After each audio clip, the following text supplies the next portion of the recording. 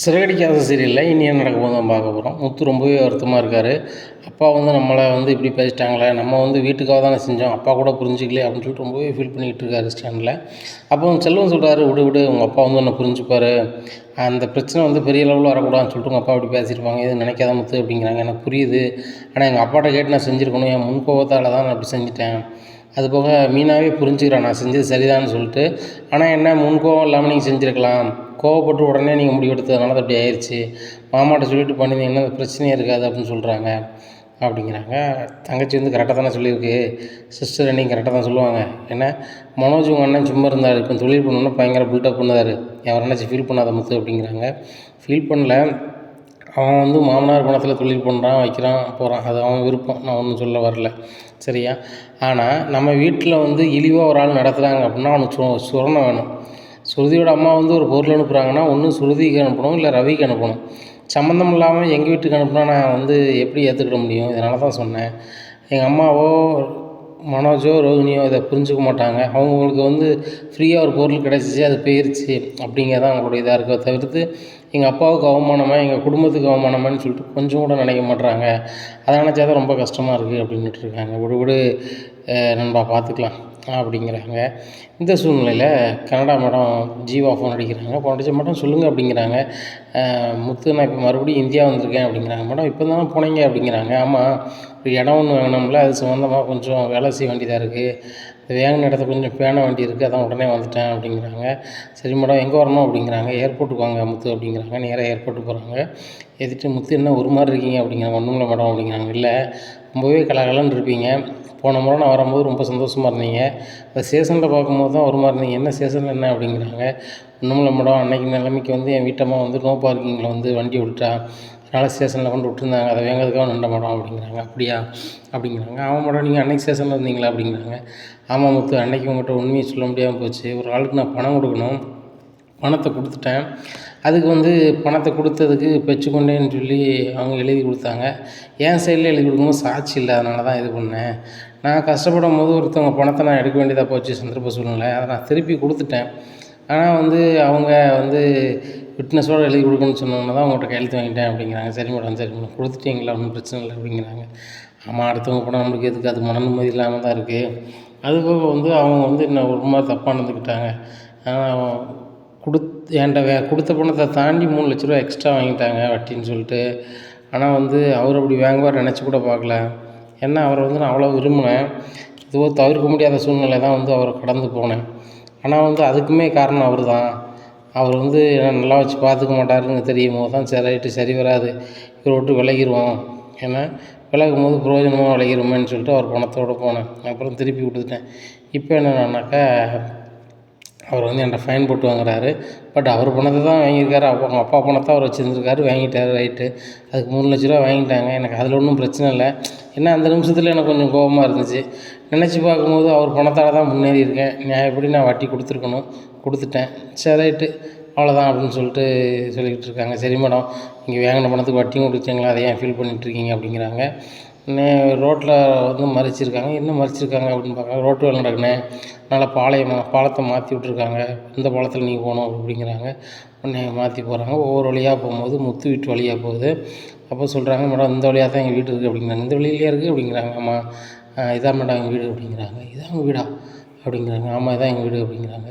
இது மனோஜ் வீடில்ல அப்படின்னு சொல்லிட்டு, உண்மையிலே இந்த வீட்டுக்கு நீங்கள் சொந்த வீடா இல்லை வாடகை வீடா அப்படின்னு கேட்குறாங்க. மேடம் கீழே வாடகைக்கு இருக்காங்க, நாங்கள் மாடியில் இருக்கோம் அப்படிங்கிறாங்க. அப்போ இது மனோஜ் வீடு தான் அப்படின்னு சொல்லிட்டு, உங்கள் கூட பிறந்தவங்க எத்தனை பேர் அப்படிங்கிறாங்க.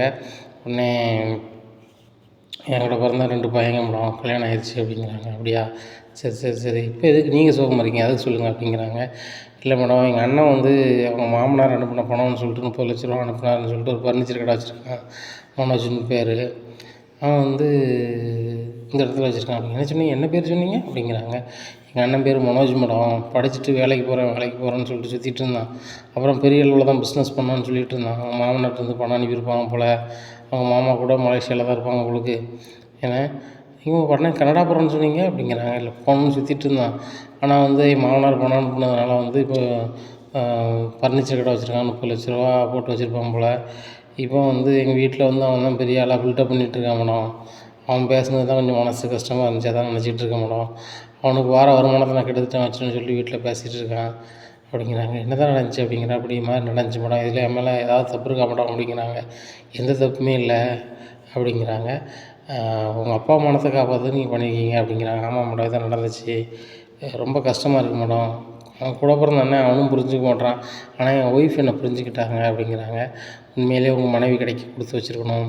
நானும் வந்து உங்களை முறையாக வரும்போது உங்கள் மனம் சிதறுதான்னு பார்த்தேன், அப்படி சிதறவே இல்லை, நீங்கள் ரொம்ப கரெக்டாக இருக்கீங்க. அதுபோக உங்கள் வீட்டம்மா உண்மையிலேயே கொடுத்து வச்சவங்க, இப்படி ஒரு கணவரை கடைக்கு கொடுத்து வச்சுருக்கணும் அப்படிங்கிறாங்க. மேடம், என்னையை வந்து அவங்க கோவக்காரன் எதுக்கு ஆகமாட்டான்னு எங்கள் வீட்டில் பேசிகிட்டு இருக்காங்க. என் ஒய்ஃபும் எங்கள் அப்பா மட்டும் தான் நம்பிட்டு இருப்பாங்க. இன்றைக்கி எங்கள் அண்ணன் பேசின பேச்சால் எங்கள் அப்பாவே நீ வெறுத்துட்டா இருப்பீங்க, அதான் ரொம்ப கஷ்டமாக இருக்குது அப்படிங்கிறாங்க. உங்கள் அப்பா மேலே நீங்கள் அதிக பாசம் வச்சுருக்கீங்களா முத்து அப்படின்னு கேட்குறாங்க. எனக்கு வந்து உலகம் பெருசாக எங்கள் அப்பா பெருசானா எங்கள் அப்பா மேலே வச்சுருக்க பாசம் தான் எனக்கு பெருசு வேணும் அப்படிங்கிறாங்க.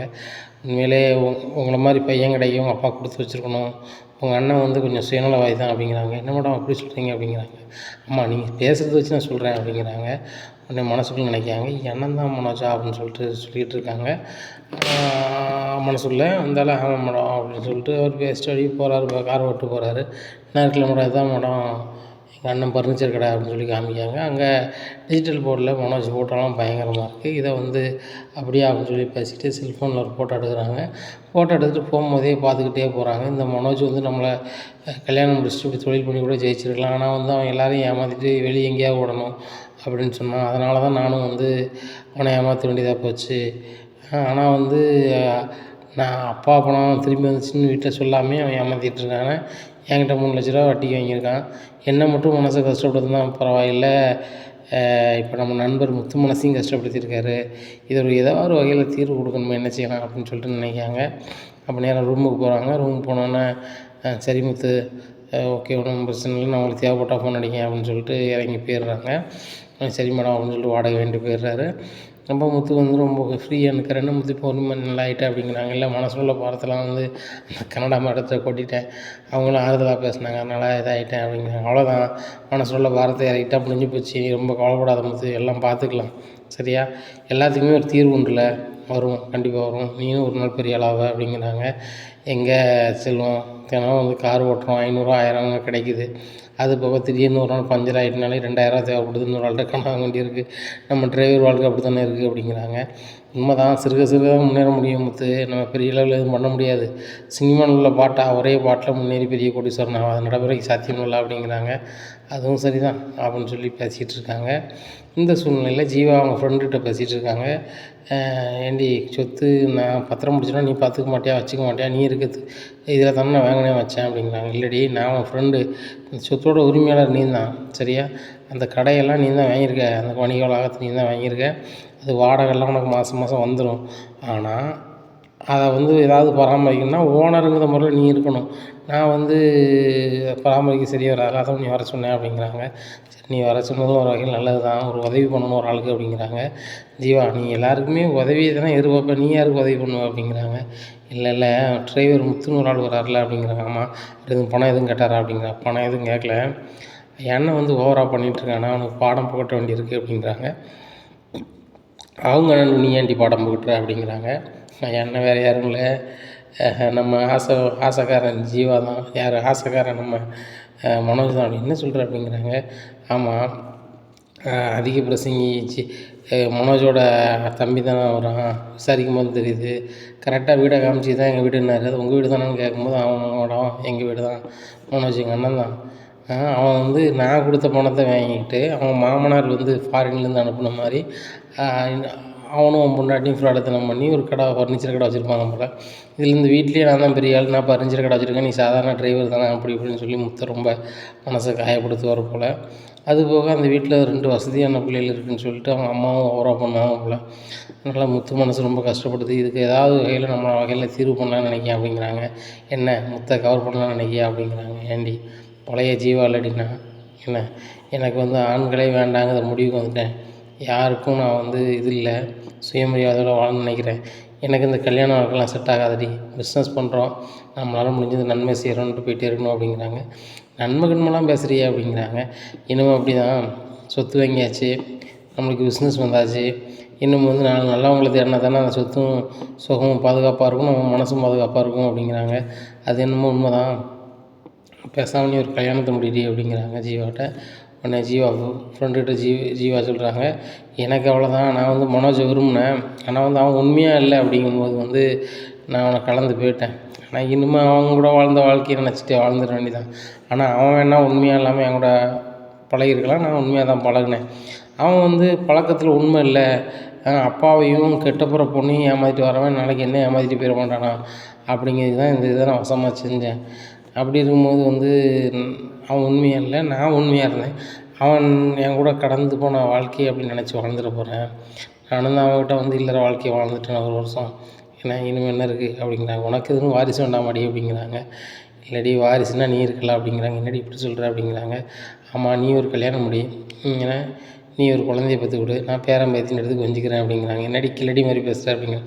உண்மையை தான் சொல்கிறேன், வேறு ஒன்றும் சொல்லலை. நான் இருக்கிற வரைக்கும் வாழ்க்கையை அனுபவிக்கிறேன், எனக்கு அப்புறம் நீ எடுத்துக்க, என்ன என் கூடயே நீ இருந்திருக்க, பல சிக்கலுக்கும் எனக்கு தீர்வு சொல்லியிருக்க, நான் கஷ்டப்படும்போது கூட இருக்கணும்னு நினச்சி பார்க்கணும் அப்படிங்கிறாங்க. சரிடி முத்துக்கு என்னடி ஹெல்ப் பண்ணலாம் அப்படிங்கிறாங்க. எனக்கு என்னடி தெரியும், நீ தான் பண்ணணும் அப்படிங்கிறாங்க. அந்த முத்துக்கு கல்யாணம் ஆகலைன்னா கூட உனக்கு நான் கட்டி வச்சிருவேன் அப்படின்னு சொல்லி சிரித்து பேசிகிட்டு இருக்காங்க. முத்து மாதிரி ஒரு பையன் உண்மையிலே கிடைச்சா கொடுத்து வச்சவங்க தான். அவங்க வீட்டம்மா நல்ல பொண்ணு, அதை நினச்சி நம்மளுக்கு மனசுக்கு ரொம்ப சந்தோஷமாக தான் இருக்குது. ஆனால் அந்த முத்துக்கு வந்து நான் கண்டிப்பாக ஏதாவது உதவி பண்ணுவேன் அப்படிங்கிறாங்க. சரி முதல்ல வந்தது வந்துட்டேன், குளிச்சுட்டு வா, குளிச்சுட்டு வந்து சாப்பிடுவோம் அப்படிங்கிறாங்க. குளிக்கிறாங்க, குளிச்சோன்னே சாப்பிட்றாங்க. சாப்பிட்டோன்னே முத்துக்கு ஃபோன் அடிக்கிறாங்க. முத்து எங்கே இருக்கீங்க அப்படிங்கிறாங்க. மேடம் ஸ்டாண்டில் இருக்கேன் அப்படிங்கிறாங்க. வாங்க மெரினா பீச் வரைக்கும் போகணும் அப்படிங்கிறாங்க. ஏன்னா மெரினா பீச்சுக்கு போகிறாங்க, வாக்கிங் போகிறாங்க. அப்போ முத்து நீங்களும் வாக்கிங் வரீங்களா அப்படிங்கிறாங்க. இல்லை மேடம், வாழ்க்கையே பெரிய ஒரு வாக்கிங்காக தான் இருக்குது, நீங்கள் போய்ட்டு வாங்க அப்படிங்கிறாங்க. சரி முத்து நாங்கள் போய்ட்டு வரோம் அப்படின்னு சொல்லிட்டு பீச்சுக்கு காற்றுல அவங்க நடந்து போயிட்டே இருக்காங்க. அப்போ கேட்குறாங்க, ஏண்டி ஏதாவது ஐடியா கேட்டோம்ல சொல்லு, அந்த முத்துக்கு ஏதாவது உதவி செய்வோம் அப்படிங்கிறாங்க. முத்துக்கு உதவி செய்ய தான் தினம் நீ வரும்போதெல்லாம் வாடகை கொடுக்குறிய, அது போதாதா அப்படிங்கிறாங்க. அது மட்டும் போதுமாடி வாழ்க்கைக்கு? அவர் மன சந்தோஷமாக இருக்க வேண்டாமா? அவரில் அவரை முதலாளியாக வேண்டாமா அப்படிங்கிறாங்க. அப்போ நீ பணத்தை கொடு, அவன் தொழில் பண்ணட்டும் அப்படிங்கிறாங்க. நான் பணத்தை கொடுத்தா அவர் வாங்குவார் நினைக்கிறேன், அதெல்லாம் வாங்க மாட்டார். முத்து டைப்பு செம டைப்பு. ஸ்டேஷனில் வந்து கையெழுத்து போடுங்கன்னு சொன்னபோது உடனே போட்டார், என்ன எதுன்னு கேட்காம. அப்பேற்பட்டவர் சரியா, அந்த அப்பேற்பட்டவனுக்கு ஏதாவது ஒரு உதவி செய்யணும்னு நினைக்கிறேன், நடக்க மாட்டேங்குது அப்படின்னுட்டு இருக்காங்க. சரி வாக்கிங் நடந்தது, வயிறு பசிக்கு பெரிய ஹோட்டலில் ஆட சொல்லு அப்படிங்கிறாங்க. நேராக போகிறாங்க, ஒரு ஹோட்டலில் போய் சாப்பிட்றாங்க. முத்து நீங்களும் சாப்பிடுங்க அப்படிங்கிறாங்க. மேடம் அந்த மாதிரி நான் பெரிய ஹோட்டல்லாம் சாப்பிட்டதில்ல மேடம் அப்படிங்கிறாங்க. வாங்க முத்து சாப்பிடுங்க அப்படிங்கிறாங்க. முத்து என்ன கேட்குறாங்க, எல்லாம் வைங்க அப்படிங்கிறாங்க. உடனே அவங்க சொல்கிறாங்க, சைவ சாப்பாடு சிம்பிளாக வைங்க சார் அப்படிங்கிறாங்க. மேடம் அவங்க சைவ சாப்பாடு கேட்குறாங்க, இங்கே சைவ சாப்பாடு இல்லை அப்படிங்கிறாங்க. முத்து நீங்கள் சைவமா அப்படிங்கிறாங்க. இல்லை மேடம், உங்களுக்கு எதுக்கு மேடம் செலவில் தொட்டு அப்படிங்கிறாங்க. ஒன்றுமே இல்லை, எங்களுக்கு என்னென்ன வச்சுருக்கீங்களோ அப்படியே அவங்க டேபிளில் வைங்க அப்படிங்கிறாங்க. நண்டு ஈரா வரான்னு சொல்லி நிறைய வைக்கிறாங்க. அது என்ன மேடம் இவ்வளோ சாப்பிட முடியாது அப்படிங்கிற. முத்து முடிஞ்ச அளவு சாப்பிடுங்க, மீதி நம்ம பார்த்துக்கலாம் அப்படிங்கிறாங்க. நல்லா சாப்பிட்றாங்க. மேடம் நான் இவ்வளோ ஐட்டத்தை நான் சாப்பிட்டதே இல்லை அப்படிங்கிறாங்க. இல்லை முத்து, நானும் ஒரு காலத்தில் ஒரு வாய் சோத்துக்கு ரொம்ப கஷ்டப்பட்டுருக்கேன், அதனால தான் நான் சிலவங்களை ஏமாற்ற வேண்டிய சூழ்நிலை ஏற்பட்டுச்சு. ஆனால் இன்றைக்கி கடவுள் கிருபையில் நல்லா இருக்கேன், ஏன்னா ஒன்றுமே பிரச்சனை இல்லை. அப்படி இருக்கும்போது இன்றைக்கி தான் தெரியுது, அந்த கஷ்டப்பட்ட வாழ்க்கையை நினச்சி பார்க்கும்போது ஒரு கனவு மாதிரி இருக்குது. ஆனால் அந்த வாழ்க்கை யாருக்குமே வரக்கூடாது முத்து. ஒவ்வொருத்தங்களுக்கா பயந்துக்கிட்டு நம்ம ஏமாத்துறவங்க நம்மளை தேடி வந்துடுவாங்களோன்னு சொல்லிட்டு அது ஒரு பயம். சரியா, இப்போ எல்லாமே மாறிடுச்சு. நான் யாருக்குமே கடங்காரங்க இல்லை, கிட்டத்தட்ட எல்லாருக்குமே பணம் கொடுத்துட்டேன். நான் ஏமாத்துறவங்ககிட்ட கிட்டத்தட்ட என் வாழ்க்கையில் ஒரு 3 பேரை ஏமாற்றிருப்பேன். இந்த 3 பேரும் வந்து என்ன வந்து பல வகையில் ஏமாத்துனாங்க, வேறு வகையில் நான் அவங்கள ஏமாற்றிருக்கேன், அவ்வளோதான். மற்றபடி எனக்கு என்றைக்குமே மனசு உறுத்துனதில்லை. என்றைக்கு முறையாக என்கிட்ட வந்து நான் விரும்பின ஒரு நபரே வந்து என்கிட்ட கொடுத்த பணத்துக்கு வட்டியும் முதலும் வேணும்னு சொல்லி வாங்கினாரோ, அன்னையோட என்னோடய ஆணவம் அழிஞ்சிருச்சு. அந்த நிமிஷத்தில் கோபம் இருந்துச்சு, ஆனால் வந்து உலகம்னா இவ்வளோ தான் போல் அப்படின்னு நினச்சிட்டு தான் நான் கனடா போனேன்.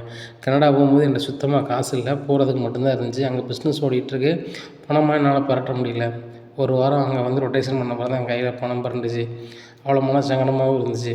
அதனால் எல்லாமே கடவுளுடைய ஆசீர்வாதம் தான். அதனால் ஒன்றுமே இல்லை, பிரச்சனை இல்லை முத்து, எல்லாமே மாறும் அப்படிங்கிறாங்க. அந்த நம்பிக்கையில் தான் மேடம் நான் என்ன மாதிரி எல்லாம் நடத்திக்கிட்டு இருக்கோம். ஒருத்தர் காரை ஓட்டிகிட்டு இருக்கேன், அந்த காரை ஊரில் தான் பெறல தான், ஒன்றும் செய்ய முடியல மேடம் அப்படிங்கிறாங்க.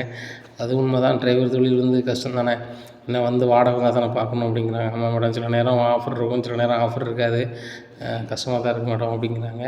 முத்து நான் ஒன்று சொன்னால் நீங்கள் செய்வீங்களா அப்படிங்கிறாங்க. என்ன மேடம் அப்படிங்கிறாங்க. இல்லை நான் ஒரு இடம் முடிச்சிருக்கோம்ல, வணிக வளாகம் முடிச்சிருக்கேன், அதை வந்து நீங்கள் மேற்பார்வை பார்க்கலாமா அப்படிங்கிறாங்க. மேடம் நான் டிரைவர் எப்படி மேடம் பார்க்க முடியும் அப்படிங்கிறாங்க. ஒன்றுமே இல்லை, நீங்கள் வந்து மாதம் மாதம் வாடகையை வசூல் பண்ணி என் அக்கௌண்ட்டுக்கு அனுப்பியிருங்க, சரிங்களா? நான் வந்து உங்களுக்கு வந்துட்டு அதில் வந்து ஒரு மாத சம்பளம் மாதிரி தந்துடுறேன் அப்படிங்கிறாங்க. உடனே அது முடியுமா மேடம் அப்படிங்கிறாங்க. கண்டிப்பாக முடியும், ஒன்றுமே பிரச்சனை இல்லை. எனக்கு மாதம் வாடகை எப்படின்னாலும் வந்து 2,00,000 வரும். நீங்கள் வந்து ஒரு 20,000 எடுத்துக்கோங்க, 1,80,000 என் அக்கௌண்ட்டில் போட்டு விட்ருங்க அப்படிங்கிறாங்க. மேடம் இந்த உதவி யாரும் செய்ய மாட்டாங்க மேடம் அப்படிங்கிறாங்க. ஒன்றுமே இல்லை முத்து, உங்களுக்கும் இது உதவிகரமாக இருக்கும், எனக்கும் உதவிகரமாக இருக்கும். இப்போ என் ஃப்ரெண்டு வந்து இங்கே இருந்தா, இனிமேல் இவ வந்து வாடகை வாங்கி அனுப்புவான்னு பார்த்தேன். இந்த இவளுக்கு வேறு இப்போ மேரேஜ் ஆக போகுது.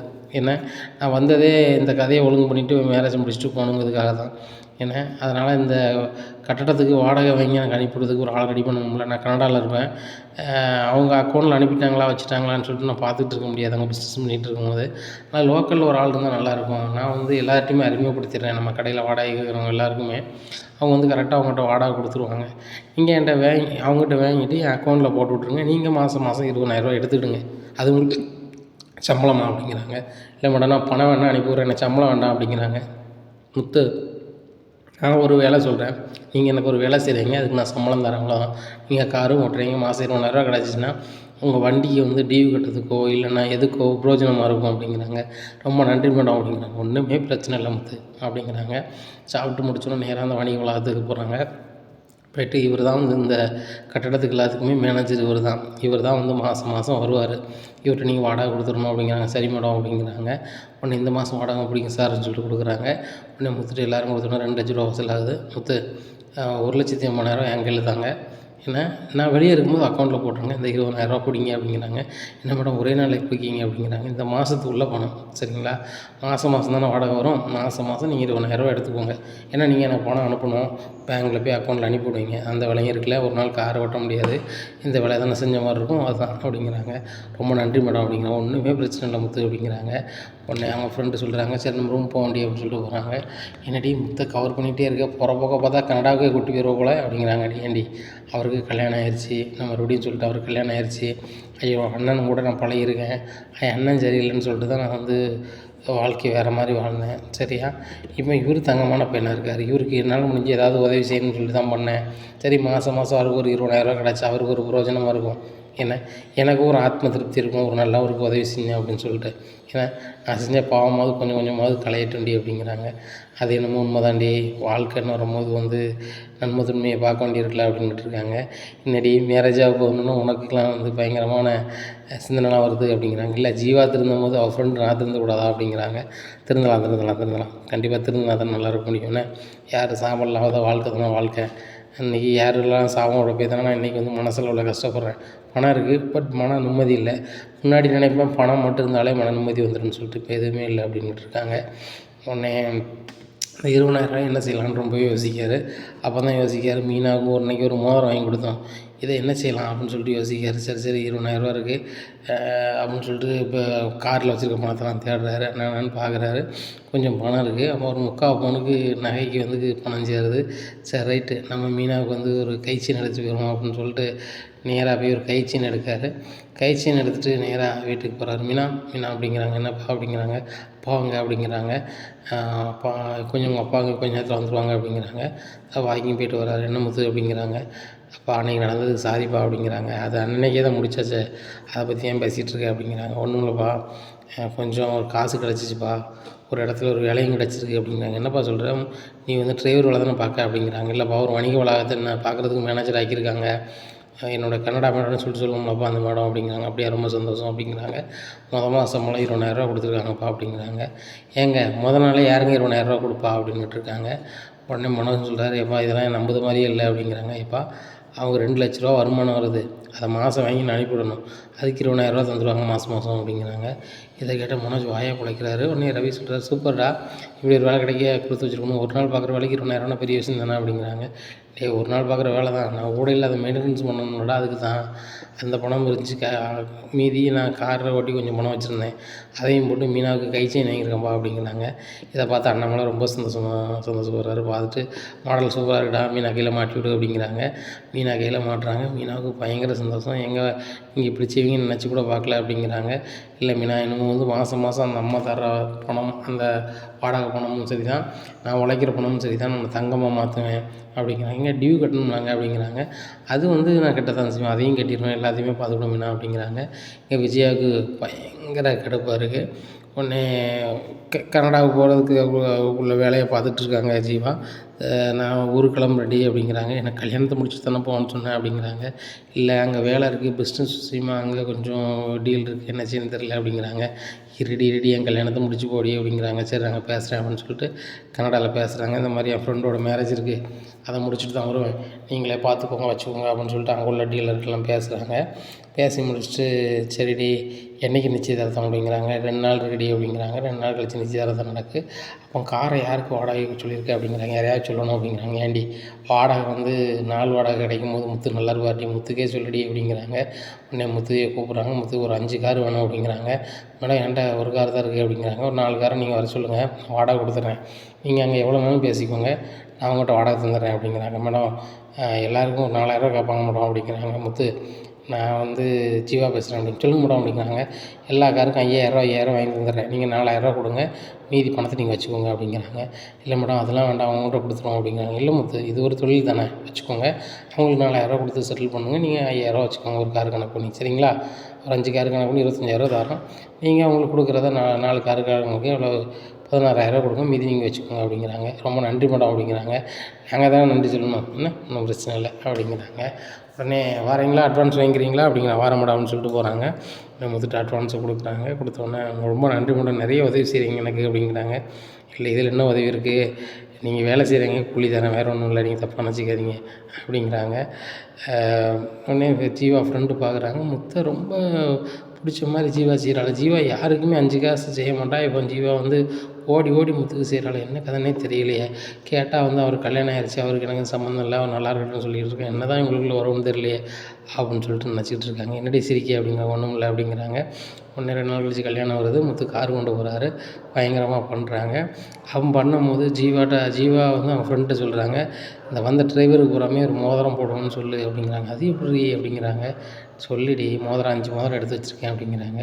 ஏன்டி ஜீவா உன்னை புரிஞ்சிக்கவே முடியலடி அப்படின்னு சொல்லிட்டு டிரைவர் எல்லாருமே மைக்கில் கூப்பிட்றாங்க. கல்யாணம் நிச்சயதார்த்தம் அன்னைக்கு எல்லோரும் மேடைக்கு போகிறாங்க. உடனே எல்லாேருக்கும் ஒரு தங்க மோதிரம் பரிசளிக்க போகிறோம் அப்படிங்கிறாங்க. மேடம் தங்க மோதிரமா அப்படிங்கிறாரு முத்து. ஆமாம், எங்கள் நடைமுறை பேர் அப்படி தான் செய்வோம் அப்படின்னு சொல்லி ஜீவா அவங்க ஃப்ரெண்டு பில்டப் பண்ணுறாங்க. டிரைவர் எல்லாத்துக்குமே தங்க மோதிரம் போடுதாங்க. உடனே ரொம்பவே சந்தோஷப்படுறாங்க. முத்துக்கு மட்டுமே பெரிய மோதிரத்தை போடுதாங்க. உடனே மேடம் எனக்கு மட்டும் பெரிய மோதிரம் போட்டிருக்கீங்க அப்படிங்கிறாங்க முத்து. அவங்கள எனக்கு இன்றைக்கி தான் தெரியும், உங்களை முன்னாடியே தெரியுமில்ல, அதனால தான் உங்களுக்கு பெரிய மோதிரம் அப்படிங்கிறாங்க கல்யாணம் பொண்ணு. ஜீவா சொல்கிறாங்க வாங்கிக்கோங்க அப்படிங்கிறாங்க. ஜீவா நீனே போட்டு விட்டுருக்கலாம், நீ என்கிட்ட கொடுத்து போட சொல்லியிருக்க, என்னை கெட்ட போகிற மாப்பிள்ளை ஒரு மாதிரி நினைப்பார்ல அப்படிங்கிறாங்க. அதெல்லாம் ஒன்றும் நான் பேசிக்கிறேன் அப்படிங்கிறாங்க. முத்து ரொம்ப சந்தோஷம் மேடம், வாடகையும் வந்து மோதிரம் தரீங்க, உங்களை புரிஞ்சிக்கவே முடியல மேடம் அப்படிங்கிறாங்க. உடனே ஜீவா சொல்கிறாங்க, நீ என்னால் புரிஞ்சிக்க முடியல, என் ஃப்ரெண்டையும் என்னால் புரிஞ்சிக்க முடியல முத்து, நீங்கள் சந்தோஷமாக இருக்கீங்களே அது போதும், உங்கள் சிரிப்பு வரும்போது, உங்கள் சிரிப்பை பார்க்கும்போது எனக்கு ரொம்ப இன்பமாக இருக்குது, அதனால தான் இதை செஞ்சோம் அப்படிங்கிறாங்க. சரி மேடம் ரொம்ப நன்றி மேடம், போய்ட்டு வரோம் அப்படிங்கிறாங்க. நேராக வீட்டுக்கு போகிறாங்க. மீனா இந்த மோதிரத்தை வச்சுக்கோ அப்படின்னு சொல்லி கொடுக்குறாங்க. இது என்னதுங்க அப்படிங்கிறாங்க. இல்லை ஒரு கனடா மேடாக்கு வந்து நான் வந்து கார் ஓட்டோம்ல, அவங்க ஃப்ரெண்டுக்கு இன்றைக்கி நிச்சயதார்த்தம், ஒரு 5 கார் நீ தான் வர சொல்லியிருந்தாங்க, நான் போனேன், அதுக்கும் கமிஷன் எனக்கு ஒரு 5000 தந்துருக்குறாங்க, அதுபோக கார் வாடகையும் தந்திருக்காங்க. எல்லாருக்குமே ஒவ்வொரு மோதிரம் போட்டாங்க, எனக்கு மட்டும் பெரிய மோதிரம் 2 பவுனில் போட்டிருக்காங்க, அவங்களுக்கெல்லாம் ஒவ்வொரு பவுனில் போட்டிருக்காங்க அப்படிங்கிறாங்க. என்னங்க சொல்கிறீங்க அப்படிங்கிறாங்க. இந்த விஷயத்த வந்து அண்ணாமலைகிட்ட சொல்லுறாரு முத்து. இதை கேட்டால் அண்ணாமலை ரொம்ப சந்தோஷப்படுறாங்க. இப்படிலாம் இருக்கிறாங்களா அப்படின்னு சொல்லிட்டு, ஆமாப்பா அப்படிங்கிறாங்க. அந்த மேடம் சூப்பர் மேடம் அப்படிங்கிறாங்க. உடனே மனோ சொல்கிறாரு, கனடாவில் வந்து ஒரு மேடம்லாம் வந்து இவங்ககிட்டலாம் பழக அளவுக்கு ஆயிடுச்சு, காலம் ரொம்ப கெட்டு போயிடுச்சு அப்படின்னு சொல்லிட்டு இருக்காரு. உடனே முத்து சொல்கிறாரு, டேய் என்ன அவங்களுக்கு பிடிச்சிருக்கு செய்தாங்க அப்படிங்கிறாங்க. உடனே ரோகிணி சிரிக்காங்க, இந்த காலத்தில் யார் மனோஜ் வந்து தங்க மோதிரத்தை 2 பவுனில் போட போகிறா, அதை செக் பண்ணி பார்த்தா தெரியும் தங்கம்மா தலையான்னு சொல்லிட்டு அப்படிங்கிறாங்க. உடனே அண்ணாமலை சொல்கிறாங்க, முத்துக்கு போய் சொல்ல தெரியாதம்மா அப்படிங்கிறாங்க. அங்கிள் அதை பார்க்க தங்கமாகவே தெரில அப்படிங்கிறாங்க. உடனே அந்த மோதிரத்தை கழட்டி அண்ணாமலைகிட்ட கொடுக்குறாங்க. அண்ணாமலை பார்க்குறாங்க. பார்க்கும்போது 916 அப்படின்னு சொல்லிட்டு கோல்டுன்னு போட்டிருக்கு. இதை பார்த்தோன்னா பாருங்கம்மா அப்படிங்கிறாங்க. உடனே இதை பார்த்தா மனோஜ் ஆமாம் ரோகிணி தங்கம் தான் அப்படிங்கிறாங்க. உடனே அப்படின்னு திருன்னு முழிக்கிறாங்க. இப்படியா இருக்குது. இந்த சூழ்நிலையில் அவங்க ஃப்ரெண்டுக்கு கல்யாணம் ஆகிடுது. அப்புறம் நம்மளும் கனடா கிளம்பத்தானே செய்யணும் அப்படின்னு நினைக்காங்க. அப்போ நினைக்கும் போது நினைக்காங்க, சரி முத்துக்கு நம்ம கடைசியாக ஃபைனலாக பெரிய ஒரு இது ஏதாவது பண்ணி கொடுத்துருவோம் அப்படின்னு நினைக்காங்க. உடனே முத்து கூப்பிட்றாங்க. முத்து அப்படிங்கிறாங்க, என்ன மேடம் அப்படிங்கிறாங்க. இல்லை நான் நாளைக்கு கனடா கிளம்பிடுவேன், அதுக்கு முன்னாடி எங்களுக்கு ஏதாவது செய்யணுமா அப்படிங்கிறாங்க. இல்லை மேடம், நீங்கள் வந்து எனக்கு காரில் வர்றீங்க போகிறீங்க வாடகை கொடுக்குறீங்க, அதுபோக அந்த கல்யாண வீட்டில் எங்களுக்கு மோதிரம் பரிசு கொடுப்பீங்கன்னு நினச்சி கூட அந்த அந்த கல்யாண பொண்ணு நிச்சயதார்த்தத்துக்கு போடுவாங்கன்னு நினச்சி கூட பார்க்கல, பண்ணிட்டீங்க வச்சுட்டீங்க அப்படிங்கிறாங்க. அதெல்லாம் ஒன்றும் இல்லை, இப்போ உங்களுக்கு ஏதாவது செய்யணுமா அப்படிங்கிறாங்க. ஒன்றும் வேண்டாம் மேடம் அப்படிங்கிறாங்க. ஒன்று செய்யட்டுமா, அந்த வணிக வளாகத்தில் ஒரு கடை தரேன், அது நீங்கள் வாடகை எதுவும் தர வேண்டாம், நீங்கள் ஏதாவது கடை வைக்கணும்னு வச்சுக்கோங்க, இல்லை வேண்டியவங்களுக்கு யாரும் கடை வைக்கணும்னு வைக்க சொல்லுங்கள், அந்த வாடகை நீங்கள் தனியாக வாங்கிக்கோங்க, அது போக நீங்கள் பிரித்து கொடுக்குற வாடகை 20,000 எடுத்துக்கோங்க, இது எனக்கு செஞ்சோம்னா எனக்கு ஆத்ம திருப்தியாக இருக்கும் அப்படிங்கிறாங்க. வேண்டாங்க அப்படிலாம் எதுவும் வேண்டாம் அப்படிங்கிறாங்க. இல்லை எடுத்துக்கோங்க, மெயின் கடையாகவே எடுத்துக்கோங்க, உங்கள் வீட்டம்மா தான் பூ வியாபாரம் பண்ணுதுன்னு சொல்லுதீங்களா, அதில் பெரிய பூக்கடை வைக்க சொல்லுங்கள், என் வீட்டில் உட்காந்து தொழில் பண்ணிகிட்ருக்கோம், தொழில் கொஞ்சம் கம்மியாக தான் இருக்கும், நம்ம வணிக வளமும் பெருசு, அது போக மெயின் ரோட்டில் இருக்குது, 4 பேருக்கு பாப்புலாரிட்டி ஆகும் என்ன, அதனால் நீங்கள் அதில் கடை வச்சுக்கோங்க அப்படிங்கிறாங்க. உடனே இந்த உதவியெலாம் யாருமே செய்ய மாட்டாங்க மேடம், இதுக்கு நான் எப்படி வாடகை கொடுக்க போகிறேன் வைக்க போகிறேன் அப்படிங்கிறாங்க. நான் வாடகையே கேட்கலையே முத்து, நீங்கள் எனக்கு வந்து ஒரு மேனேஜர் மாதிரி, என்ன எனக்கு உறவினர் மாதிரி, சரியா, உங்களை வந்து காலத்துக்கு எனக்கு வேணும்னு நினைக்கிறேன், என்கிட்ட என்றைக்குனாலும் நீங்கள் வந்து பேசணும், இதே மாதிரி இருக்கணும்னு நினைக்கிறேன், அதனால தான் உங்களை அவங்க பக்கத்துலேயே வச்சுக்கிறேன் அப்படிங்கிறாங்க. சரி மேடம், ரொம்ப சந்தோஷம், நீங்கள் கனடா இல்லாமல் வந்து இந்தியாவில் இருந்தீங்கன்னா ரொம்ப சந்தோஷமாக இருக்கும் அப்படிங்கிறாங்க. ஆமாம் முத்து, நான் அங்கே பிஸ்னஸ் பண்ணுறேன், வேறு என்ன செய்கிறது, நம்ம தாய்நாட்டுக்கு வருவேன் போவேன், அதே போக நான் கனடாவில் தொழிலும் பண்ணுறேன்னா அங்கேயும் போக வேண்டியதாக இருக்குது, நீங்கள் எனக்கு இங்கே இருக்குது, நான் இருக்கிற மாதிரி தான் எனக்கு ரொம்ப சந்தோஷமாக தான் இருக்கும், ஒன்றும் பிரச்சனை இல்லை அப்படிங்கிறாங்க. சரி மேடம் அப்படின்னு சொல்லிட்டு அந்த அக்ரிமெண்ட்டோட வீட்டுக்கு போகிறாங்க. மீனா, உனக்கு ஒரு கடை கிடச்சிருச்சு அப்படிங்கிறாங்க. இது கேட்டால் நம்மளை என்ன முத்து தினம் ஒவ்வொரு சந்தோஷமான செய்தியாக சொல்லிகிட்டு இருக்கே அப்படிங்கிறாங்க. ஆமாப்பா, அந்த கனடா மாலத்துக்கு ரொம்ப பிடிச்சி போச்சு போல், அவங்க இன்றைக்கி அவங்க வணிக வளாகத்தில் ஒரு கடை தந்துட்டாங்க அப்படிங்கிறாங்க.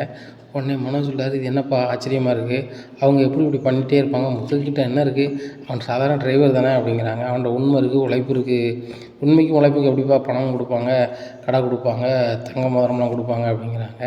உடனே முத்து சொல்கிறாரு, உன்ன மாதிரி எனக்கு ஏமாத்திரியாடா மனோஜ், வேலைக்கு போகிறேன்னு சொல்லிட்டு பார்க்கில் தூங்க தெரியாது அப்படி இப்படின்னுட்டு இருக்காங்க. உடனே ரோகிணி சொல்கிறாங்க, இந்த மாதிரிலாம் நம்ம பேச எவ்வளோ வச்சுக்காதீங்க, அந்த வீட்டிலே பெரிய அளவில் பிஸ்னஸ் அவர் தான் பண்ணார், லட்சக்கணக்கில் அவர் தான் டேர்ன் ஓவர் பண்ணுறாரு அப்படிங்கிறாங்க. அப்போ எதுக்கு நீங்கள் மஞ்சக்கீரோட இருந்தீங்க, உங்கள் வீட்டுக்கார்ட்ட சொல்லி தாலி கொடி வாங்கி கொடுக்க வேண்டியதானே அப்படிங்கிறாங்க. உடனே ரோகிணிக்கு ஒரு மாதிரி இருக்குது. ஆனால் சொல்கிறார், டே நினச்சி பாரு 30 பவுனில் நான் வந்து தாலி கொடி போடுறேன் பாரு அப்படிங்கிறாங்க. ரோகிணி சிரிக்கிறாங்க. உடனே ஆண்டி மடம் கட்டின கதை தான், சரியா, நைட்டு பேசுவாருங்க, விடியக்காலம் அதை மறந்துட்டு வேறு இடத்துக்கு போயிட்டுருப்பாங்க, அதே மாதிரி தான் 30 பவுனா, முதல்ல 3 பவுனில் முன்னாடி தாலி கொடி பண்ணி போடு, அதுக்கப்புறம் இந்த முத்துட்டு பேசு அப்படிங்கிறாங்க. உடனே மீனா சிரிக்கிறாங்க. மீனா சிரிச்சோடனே ரோகிணி மனோஜ் விஜயாவுக்கு பயங்கர கடுப்பாகுது. என்னடி நக்கல் பண்ணுறியா அப்படிங்கிறாங்க விஜயா. அத்தனை நான் நக்கல்லாம் பண்ணல, எனக்கு விக்கல் வந்து தண்ணி குடிக்க போகிறேன் அப்படின்னு சொல்லிட்டு போகிறாங்க. குடிடி உன் புருஷன் வந்து உனக்கு தினம் லாபம் ஏற்படுத்தி தராங்களா, இப்படி தான் சிரிப்பீங்க, இலவசமாக வருதில்ல அப்படி இப்படின்னு இருக்காங்க. அத்தை இலவசமாக வரல, அது வந்து அன்பு பரிசாக வருது அப்படிங்கிறாங்க. இந்த சூழ்நிலையில் மீனா சொல்கிறாங்க, நான் வீட்டில் வச்சு பூ கட்டிக்கிட்டு இருந்தேன், இப்போ திடீர்னு பெரிய கடை எடுத்து கொடுத்தீங்க, அதில் எப்படிங்க பண்ண முடியும், வைக்க முடியும் அப்படிங்கிறாங்க. மீனா ஒன்றுமே பிரச்சனை இல்லை, என்ன தொழில் பண்ணதுக்கு நம்மகிட்ட தங்க பொருள் இருக்குது, எதையாவது ரொட்டேஷன் வச்சு தொழிலை சம்முன்னு பண்ணுவோம், பெரிய அளவில் பண்ணுவோம் அப்படிங்கிறாங்க. உடனே மீனா ரொம்பவே சந்தோஷப்படுறாங்க. என்னையை முடக்கி வைக்கணும் அப்படின்னு ஒரு சிலவங்க நினைக்கும் போது வந்து நீங்கள் என்ன விருட்சமாக வளரணும்னு நினைக்கிங்களேங்க அப்படிங்கிறாங்க. உடனே மீனா, என்னால் முடிஞ்ச உதவியை நான் உனக்கு செய்கிறேன், எனக்கு அந்த மேடம் பெரிய உதவி செஞ்சுருக்காங்க, மாதம் 20,000 வாடகைக்கு வருமானத்துக்கும் வழி பண்ணியிருக்காங்க, நம்மளுக்கு ஒரு கடையும் தந்திருக்காங்க, இந்த கடைக்கு வாடகையும் வேண்டான்ட்டாங்க, இதுக்கு மேலே அந்த மேடத்துக்கு என்ன நன்றி சொல்லணுன்னே தெரில அப்படிங்கிறாங்க. அந்த மேடம் உண்மையிலேயே ரொம்ப நல்லவங்க தான் அப்படிங்கிறாங்க. இல்லை, அவங்களும் ஒரு நேரத்தில் வந்து ஒரு சில தவறுகளை பண்ணியிருக்காங்களாம், அதை நினச்சி நிறைய வருந்துறாங்க, பார்க்கும்போதே கஷ்டமாக இருக்குது அப்படிங்கிறாங்க. அவங்களுக்கு கல்யாணம் ஆகிடுச்சா அப்படின்னு கேட்குறாங்க. கல்யாணம் ஆகலை அந்த மேடத்துக்கு அப்படிங்கிறாங்க. கல்யாணம் ஆகலைன்னா இவ்வளோ நல்ல குணமாக இருக்காங்க, கல்யாணம் ஆகலையே அப்படின்னு சொல்லிக்கிட்டு இருக்காங்க. ஆமாம் மீனா அப்படின்னு சொல்லிட்டு பேசிகிட்டு இருக்கும்போது இன்னொரு ஆஃபர் வந்துடுது. இப்போ நான் போய்ட்டு வரேன் அப்படின்னு சொல்லிட்டு போகிறாங்க. உடனே விஜயா நினைக்கிறாங்க, எனக்கு ஆஃபராக வந்துக்கிட்டே இருக்கேன், இவளும் பெரிய பூக்கடை வைக்க போகிறான் அது இதுன்னு சொல்லிக்கிட்டு இருக்காங்க, போகிற போக பார்த்தா இவள் வந்து இந்த வீட்லேயே பெரிய ஆளாயிருவாளோ அப்படின்னு நினைக்கிறாங்க. சேச்சே, பூ வியாபாரம் பார்த்துலாம் பெரிய ஆளான ஆளை வந்து நம்ம ஏரியாவில் இல்லை, இவன் என்ன பெரிய ஆளாயிருவாளா, எத்தனை ஆட்கள் போடா கட்டுறாங்க, இவன் தனி மனுஷி கட்டி பெரிய ஆளாயிருவாளா அப்படின்னு சொல்லி விஜயா தனக்கு தானே மனசை தேத்திக்கிறாங்க. உடனே ரோகிணி சொல்கிறாங்க, ஆண்டி இப்போ ஏற்கனவே வீட்டில் பூ கட்டுறதுனால வீட்டு வேலை செய்ய மாட்டேன்னு சொல்லிட்டாங்க, சமைக்க மாட்டேன்னு சொல்லிட்டாங்க, இன்னும் போகிற போக பார்த்தா வந்து அவங்க வீட்டில் ஒரு வேலையும் செய்ய மாட்டாங்க, தொடர்ச்சியாக நீங்கள் தான் செய்ய வேண்டியிருக்கும் போலையே அப்படின்னு சொல்லிட்டு எந்திரிச்சிடுறாங்க. இங்கே விஜயாவுக்கு பயங்கர கடுப்பாக என்ன இவளுக்கு நான் வேலை செய்யணுமா அப்படின்னு சொல்லிட்டு ரொம்ப கடுப்பாகுது. ஏங்க அந்த மீனா வந்து கடை வைக்க வேண்டாம்னு சொல்லுங்கள் அப்படிங்கிறாங்க. அதை நீனே சொல்லிட முத்துட்ட அப்படிங்கிறாங்க. நான் சொன்னால் எப்படி கேட்பான் அப்படிங்கிறாங்க. நீ சொன்னால் எப்படி கேட்பான்னு உனக்கே தெரியுது, நான் எப்படி சொல்கிறது அப்படிங்கிறாங்க. ஏங்க நீங்கள் சொன்னால் தான் கேட்பானே அப்படிங்கிறாங்க.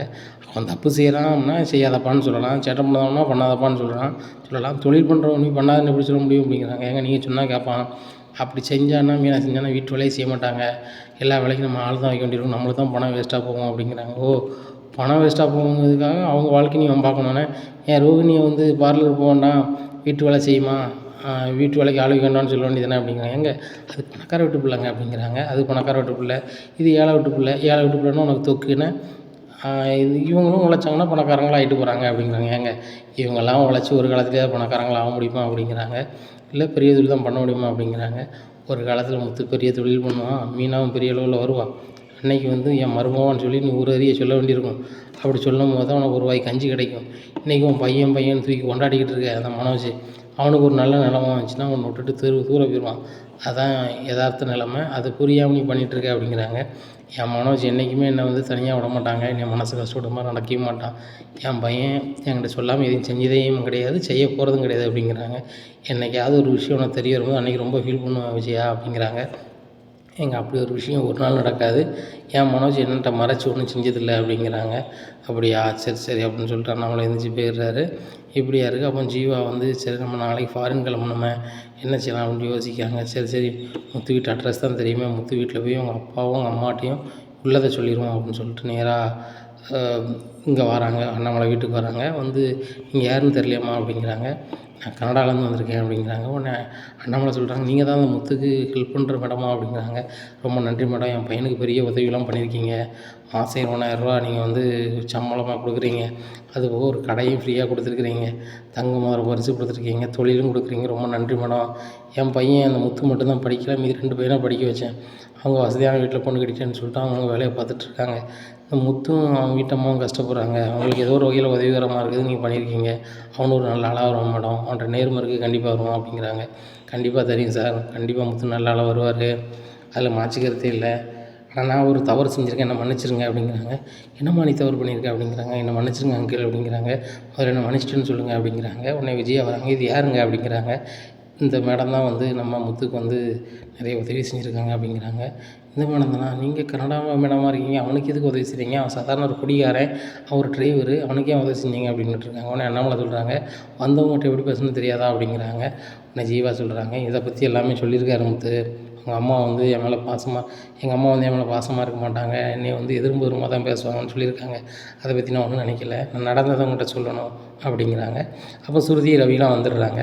உடனே முத்தும் வராரு. வந்தோடனே என்ன மேடம் இங்கே இருக்கீங்க அப்படிங்கிறாங்க. முத்து ஒரு உண்மையை சொல்லணும்னா தான் இங்கே உங்கள் வீட்டுக்கு வந்திருக்கேன் அப்படிங்கிறாங்க. என்ன மேடம் இன்னொன்று மேடம் அப்படிங்கிறாங்க. முத்து முதல்ல உட்காருங்க, நீங்கள் எல்லாருமே நான் மன்னிக்கணும் முதல்ல அப்படிங்கிறாங்க. எல்லாருமே பார்க்குறாங்க. அப்போ முத்து சொல்கிறாரு, நாங்கள் எதுக்கு மேடம் உங்களை மன்னிக்கணும், நீங்கள் தான் எங்களுக்கு நிறைய உதவி பண்ணியிருக்கீங்க அப்படிங்கிறாங்க. உடனே மனோஜ் சொல்கிறாரு, ரவி சொல்கிறாரு, நாங்கள் எதுக்கு மேடம் மன்னிக்கணும், சொல்லுங்கள் மேடம் அப்படிங்கிறாங்க. இல்லை நான் வந்து யாருன்னு தெரிஞ்சால் என் மேலே கண்டிப்பாக கோவப்படுவீங்க அப்படிங்கிறாங்க. ஏன் மேடம் அப்படிங்கிறாங்க. ஆமாம் அப்படிங்கிறாங்க. நான் தான் வந்து மனோஜை ஏமாற்றிட்டு போன பொண்ணு, அந்த 27 லட்ச ரூபா நான் தான் கொண்டு போனேன் அப்படிங்கிறாங்க. ஏன்டி என் வீட்டில் 27 லட்ச ரூபா ஏமாற்றிட்டு போயிட்டு இன்றைக்கி வந்து அதை வந்து முத்துட்ட கொடுத்து சமாளிக்க, அப்போ நீனும் முத்தும் சேர்ந்து தான் பிளான் பண்ணதில்லை அப்படி இப்படின்னு பேசுதாங்க விஜயா. ஏங்க வாய்க்கு வந்தெல்லாம் பேசாதீங்க, உங்கள் பையன் மனோஜ் தான் என் அக்கௌண்ட்டில் பணம் அனுப்புனார் சரிங்களா, வீட்டை ஏமாற்றிட்டு நம்ம 2 பேரும் இந்த பணத்தோடு வெளிநாட்டில் போய் செட்டில் ஆயிரோன்னு சொல்லி தான் சொன்னார். நான் வந்து மனோஜ் சரியில்லை, மனோஜ் நம்மளுக்கு வேண்டாங்கும் போது 27 லட்ச ரூபாவோட போயிட்டு அங்கே நல்லா பிஸ்னஸ் பண்ணி பெரிய ஆள் ஆகிட்டேன் அப்படிங்கிறாங்க. யார் வீட்டு பணத்தை வச்சுட்டு யார் தொழில் பண்ணுது, ஒழுங்காக பணம் வந்தாகணும்னு அவ்வளோதான் அப்படிங்கிறாங்க. அம்மா நீங்கள் பேசுகிறதுலாம் சூப்பரு, உங்கள் நியாயமெல்லாம் கரெக்டு தான் சரியா, அந்த பணத்தை மனோஜ் என்கிட்ட வாங்கிட்டார் அப்படிங்கிறாங்க. என்னடி ஃப்ராடுக்கு மேலே ஃப்ராடு பண்ணிகிட்டு இருக்கு அப்படிங்கிறாங்க. முத்து உங்கள் அம்மா கொஞ்சம் பேச வேண்டாம்னு சொல்லியிருக்கேம்மா, அவங்க தான் எதாவது சொல்கிறாங்களே நில்லுங்க அப்படிங்கிறாங்க. டேய் இவ்வளோ வச்சு உனக்கு மாதம் 20,000 வருமானம் வருது, அதனால் உனக்கு மேடம் ஆகிட்டாங்க, டேய் ரவி என்னென்னு கேள்டா அப்படிங்கிறாங்க. மேடம் என்ன தான் ஆச்சு எங்கள் பணம் அப்படிங்கிறாங்க. நான் இந்த தேதியில் இந்த இடத்துல வச்சு நான் கொடுத்துட்டேன் அப்படிங்கிறாங்க. எந்த இடத்துல வச்சு கொடுத்தேன் அப்படிங்கும்போது போலீஸ் ஸ்டேஷனில் வச்சு கொடுத்தேன், அந்த தேதியில் கொடுத்துட்டேன் அப்படிங்கிறாங்க. ஏண்டி என் பையன் என்கிட்ட பொய்யே சொல்ல மாட்டான், அவன் மாமனார் அனுப்பின பணத்தில் பிஸ்னஸ் பண்ணுறான், அவன் நீ கொடுத்தாங்க வச்சாங்க அப்படிங்கிறாங்க. உடனே அண்ணாமலை சொல்கிறாங்க, என்னம்மா சொல்கிற, இது எதுவுமே நம்ப முடியாது இல்லையாம்மா அப்படிங்கிறாங்க. இங்கே பாருங்கள் அங்கிள், என்னுடைய அக்கௌண்ட்லேருந்து அங்கே அனுப்பியிருக்கேன் அப்படின்னு சொல்லி செல்ஃபோனில் காட்டுறாங்க. ஆன்லைன் ட்ரான்சாக்ஷனை பார்த்துட்டு அண்ணாமலை அப்படி கண்ணீர் விடுறாரு. இதை பார்க்குறாரு ரவி, ஸ்ருதியும் பார்க்குறாங்க. எல்லோரும் பார்க்கும்போது, ஆண்டி இவங்க சொல்கிறது கரெக்டாக தான் இருக்குது, இவங்க அனுப்பியிருக்காங்க 27 லட்ச ரூபாயை வந்து இவங்க அக்கௌண்ட்டுக்கு மாறி இருக்குது, அதே அக்கௌண்ட்டுக்கு இவங்க 30 லட்ச ரூபா மாற்றிருக்காங்க அப்படிங்கிறாங்க. இதை பார்த்த விஜயா திருன்னு முழிக்காங்க. உடனே அண்ணாமலை கேட்குறாங்க விஜயாட்ட, விஜயா அவன் பையன் மனோஜ் எதையுமே மறைக்க மாட்டான், அவன் மருமகன் மறைக்க மாட்டான் அப்படி இப்படின்னு பில்டப் பண்ணிக்கிட்டு இருந்தேன். இப்போ பாரு இந்த பொண்ணுகிட்ட இருந்து மனோஜ் 30 லட்ச ரூபா வாங்கிட்டான் வச்சுட்டான் அப்படின்ட்டு இருக்காங்க. முத்து உங்களுக்கு ஞாபகம் இருக்கா, நீங்களும் உங்கள் வீட்டை ஸ்டேஷன் பண்ணீங்க. அப்போ நானும் அந்த போலீஸ்காரர் வந்து சாட்சி கையெழுத்து போட சொன்னோம். அந்த கம்ப்ளைண்ட்டில் வந்து நான் பணத்தை செலுத்தி விட்டேன் அப்படின்னு சொல்லி தான் கம்ப்ளைண்ட்டில் விட்னஸுக்கு 2 பேர் கேட்டாங்க. அதுதான் ஒரு ஆள் வந்து எங்கள் வக்கீல் இப்போ ஒரு ஆள் எங்கள் வக்கீல் போடணும்னு சொன்னேன், வேண்டாம் வக்கீல் போடக்கூடாதுன்னு சொல்லும்போது தான் உங்களை போட சொன்னாங்க. ஏன்னா அதை நான் போட்டவங்க ஞாபகம் இருக்கா அப்படிங்கிறாங்க. ஆமாம்மா ஆமாப்பா என்கிட்ட கையெழுத்து கேட்டாங்க அப்படிங்கிறாங்க. உடனே மீனாவும் சொல்கிறாங்க, ஆமாம்மா கையெழுத்து கேட்டாங்க அப்படிங்கிறாங்க. உடனே இல்லை என் பையனை வந்து மாட்டி விடுறதுக்கு முத்து தான் ஆளை செட் பண்ணியிருக்கான் அப்படி அப்படிங்கிறாங்க. உடனே முத்து சொல்கிறாரு, இந்த விஷயம்லாம் எனக்கு தெரியாது மேடம், அங்கே வேலை பார்க்குற ஒரு ஏட்டையாக எனக்கு தெரிஞ்சவங்க இருக்காங்க, அவங்கள ஃபோன் பண்ணி வீட்டுக்கு வர வைக்கிறேன் அப்படிங்கிறாங்க. உடனே முத்து ஃபோன் அடிக்கிறார், அந்த ஏட்டையாக வராரு. வாங்க முத்து, இவங்களும் வந்திருக்குறாங்க என்ன அப்படிங்கிறாங்க. இந்த மேடம் வந்திருக்காங்க அப்படிங்கிறாங்க. இல்லை ஒரு கதையாக தான் வந்திருக்கேன் சார், நடந்தது சொல்லுங்கள் அப்படிங்கிறாங்க. உடனே இந்த மாதிரி ஜீவா மேடத்துலேருந்து உங்கள் பையன் வந்து பணம் 27 லட்ச ரூபாயும் அதுக்கு வட்டியாக 3 லட்ச ரூபா சேர்த்து 30 லட்ச ரூபா உங்கள் மருமகளும் உங்கள் பையனும் வாங்கிட்டாங்கம்மா அப்படின்னு சொல்கிறாங்க. இதை கேட்ட விஜயாவுக்கு பயங்கர கடுப்பாகுது. அண்ணாமலைக்கு ரொம்ப கஷ்டமாக இருக்குது. இங்கே மூத்துக்கும் ரவிக்கும் பயங்கர கடுப்பாக இருக்குது. இந்த மனோஜ் வரட்டும் வெளுத்து உரிச்சு உப்பை தடவிடணும் அப்படின்னு நினச்சிக்கிட்டு இருக்காங்க. இந்த சூழ்நிலையில் மனோஜ் வந்து வீட்டில் எல்லாருக்கும் பில்டப் பண்ணது மாதிரி விஜயாவுக்கு ஷேரி, அண்ணாமலைக்கு ட்ரெஸ் அதெல்லாம் எடுத்துகிட்டு ரோஹினி மனோஜும் வராங்க. வீட்டுக்குள்ளே ஜீவா இருக்கிறத பார்த்துட்டு 2 பேருக்கும் ஹல்லு கலருது. போலீஸுன்னு இருக்காங்க. ஆகா ஜீவா எல்லாத்தையும் சொல்லிட்டாளா, போலீஸுன்னு இருக்கிறாங்களே, வேறு எதுவும் பிரச்சனையானு தெரியல அப்படின்னு சொல்லிட்டு, நீ எதுக்கிட்டு இங்கே வந்த ஃப்ராடு வெளில போடி அப்படிங்கிறாங்க முந்திக்கிட்டு ரோகிணி. நான் ஃப்ராட்னா நீங்கள் 2 பேர் யார் அப்படின்னு கேட்குறாங்க ஜீவா. இவங்க 2 பேராலும் ஒரு பதிலும் சொல்ல முடியல. வெளியே போய் முதல்ல என்னை ஏமாற்றி பணத்தை வாங்கிட்டு எங்கள் வீட்டில் வந்து ஏமாற்றிட்டு இருக்கியோ அப்படிங்கிறாங்க. நான் உன்னை ஏமாற்றிட்டு போனேன் அந்த பணத்தை நீ என்ன செஞ்ச அப்படிங்கிறாங்க. நீ எங்கடி என்கிட்ட பணத்தை வந்த அப்படின்னுட்டு இருக்காங்க. உடனே ஏட்டையாக சொல்கிறாங்க, தம்பி நாங்கள் தானே வாங்கி தந்தோம், நான் தானே அவங்கள்ட்ட அந்த டாக்குமெண்ட்லேயே கையெழுத்து வாங்கினேன், நீங்கள் என்ன இப்படி பேசுகிறீங்க அப்படிங்கிறாங்க. உடனே இல்லை எல்லோரும் சேர்ந்து ஏமாத்துறாங்கம்மா, நான் பணம் வாங்கவே இல்லை வைக்கவே இல்லை அப்படிங்கிறாங்க. இந்த மாதிரி நடக்கும்னு தெரியும் தம்பி, முத்து இந்த டாக்குமெண்ட்டை பாருங்கள் அப்படிங்கிறாங்க. ஏப்பா இதை பாருங்கப்பா அப்படிங்கிறாங்க. பார்க்குறாங்க. ஸ்டேஷனில் நான் பணத்தை பெற்றுக்கொண்டேன், இனி வந்து ஜீவா மேலே எவ்வித நடவடிக்கை வேண்டாம்னு சொல்லி எழுதி கொடுத்த அந்த பேப்பரெல்லாம் பார்க்குறாங்க. இதை பார்த்துட்டு அண்ணாமலை ஒரு மாதிரி யாராவது சரியான கோபத்தில் இருக்கார். எல்லோரும் பார்த்துட்டு விஜயா இதில் கரெக்டாக இருக்குது, அவன் கையெழுத்து தான் இது அப்படிங்கிறாங்க. அதுபோக ரோகிணியும் கையெழுத்து போட்டிருக்காங்க. இது ரோகிணி கையெழுத்து தான், ரோகிணி ஏற்கனவே ஒரு சிக்னேச்சர் நான் பார்த்துருக்கேன் அப்படிங்கிறாங்க ஸ்ருதி.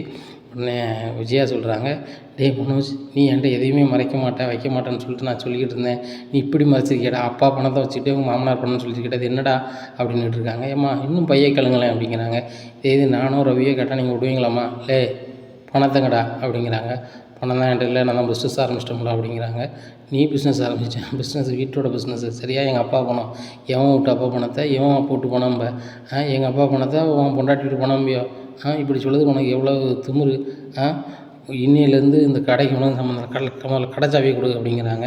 உடனே கடைச்சாவிலாம் தர முடியாது, நான் அப்பா காசில் தானே பிஸ்னஸ் பண்ணேன், திருப்பி கொடுத்துருவோம் அப்படிங்க. நீ தானே உன் பொண்டாட்டி காலத்தில் இப்போ வந்து வெறும் கயிறு தான் கிடக்கு, அதை மாதிரிட்டு உன்னால் தாலி கொடி மாற்ற முடியல, சீன் போட உன்னால் முடிஞ்சிக்கிட்டு இருக்கு சரியா.